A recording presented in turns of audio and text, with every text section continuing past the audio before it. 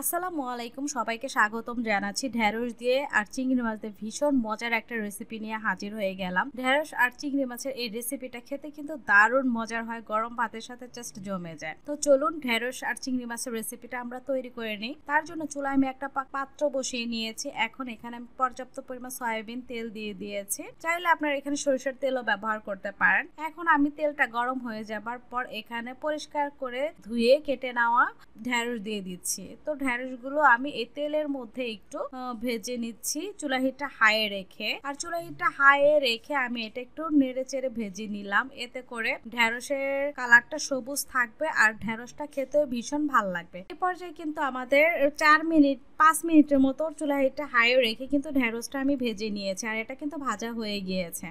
আর এখন এটা চুলা থেকে নামিয়ে নিচ্ছি।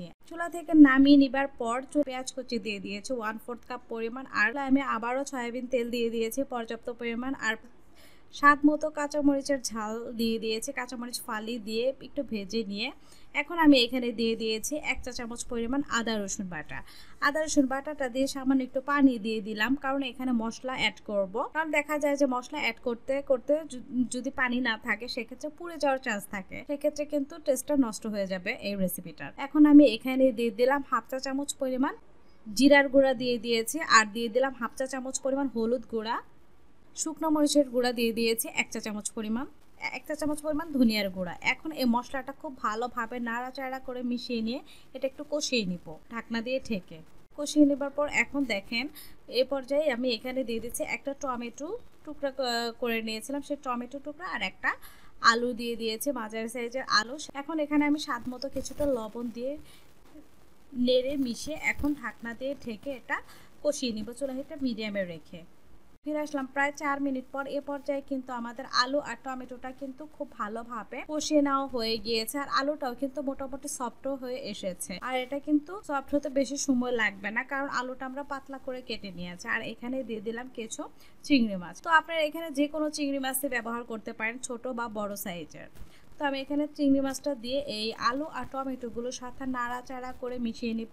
আর এখানে কিন্তু পানি লাগবে না, কারণ আলু আর টমেটো কষানোর মধ্যে কিন্তু যে পানিটা আছে তাতে কিন্তু চিংড়ি মাছটা খুব সুন্দরভাবে কষিয়ে নেওয়া যাবে। ঢাকনা দিয়ে ঢেকে কষিয়ে নিলাম। চিংড়ি মাছটাও কিন্তু খুব সুন্দরভাবে কষিয়ে নেবার পরে আমি এখানে ঢেঁড়সগুলো দিয়ে দিচ্ছি। সেই যে প্রথমে আমরা ঢেঁড়সটা ভেজে নিয়েছিলাম তেলে, সেই ঢেঁড়সটা দিয়ে খুব ভালোভাবে নাড়াচাড়া করে সবগুলো একসাথে মিক্স করে নিয়ে এখন ঢাকনা দিয়ে ঢেকে একটু কষিয়ে নিচ্ছি চুলা হিটটা মিডিয়ামে রেখে, মিডিয়াম টু লোয়ের মাঝামাঝি রেখে।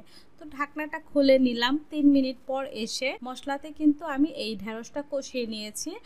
আর এটা কিন্তু খুব সুন্দরভাবে এখন আমাদের কষিয়ে নেওয়া হয়ে গেছে। টোটাল কিন্তু আমি এটা 7 মিনিটের মতো কষিয়ে নিয়েছি চুলা হিটটা মিডিয়াম টু লোয়ের মাঝামাঝি রেখে। এখন আমি এখানে ঝোলের জন্য পানি দিয়ে দিয়েছি প্রায় 1.5 কাপ পরিমাণ।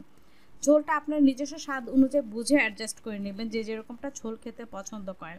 তবে ঢেঁড়সের তরকারিতে কিন্তু ঝোলের পরিমাণটা বেশি রাখলে কিন্তু খেতে বেশি ভালো লাগে না। পানি দিয়ে এখন চুলাটা হাইও রেখে ঢাকনা দিয়ে ঢেকে আমি এটা রান্না করে নিচ্ছি। দেখেন 7 মিনিট পর এসে আমাদের ঝোলের সাইজটা কিরকম হয়েছে ঢেঁড়সের। আর ঢেঁড়সের কালারটাও কিন্তু মাশাআল্লাহ সবুজই রয়েছে, আর দেখতেও কিন্তু খুবই সুন্দর লাগছে ঢেঁড়সগুলো। তো আমাদের ঢেঁড়স দিয়ে চিংড়ি মাছের রেসিপিটা কিন্তু এখন একেবারে রেডি হয়ে গিয়েছে। এর ঝোলের সাইজটা কিন্তু আমি এরকমই রাখবো। আর উপর দিয়ে কিন্তু তেলটা ভেসে উঠেছে, তার মানে আমাদের ঢেঁড়স দিয়ে চিংড়ি মাছের তরকারিটা এখন একেবারে পারফেক্টভাবে হয়ে গিয়েছে। চুলা থেকে নামিয়ে নিচ্ছি। চুলা থেকে নামিয়ে গরম গরম ভাত, রুটি, পরোটা যে কোনো কিছুর সাথে কিন্তু আপনি এই ঢেঁড়সের রেসিপিটা সার্ভ করতে পারেন। আর খেতে কিন্তু হয় দুর্দান্ত স্বাদের আর খুবই মজার। অবশ্যই ট্রাই করে দেখবেন। ভালো থাকবেন সবাই। আল্লাহ হাফেজ।